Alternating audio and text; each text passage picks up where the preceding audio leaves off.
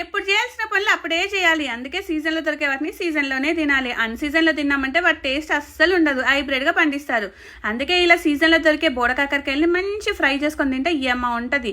ఎలా చేయాలో చూద్దామని నా స్టైల్లో. ముందుగా బోడకాకరకాయలు మంచి కడిగి చిన్న ముక్కలు చేసేసుకోండి. ఆ తర్వాత కడాయి పెట్టి కొంచెం నూనె, జీలకర్ర, ఆవాలు, ఉల్లిపాయలు ఎక్కువ వేసుకోండి, చాలా బాగుంటుంది. ఆ తర్వాత కరివేపాకు, ఎండుమిర్చి వేసేయండి.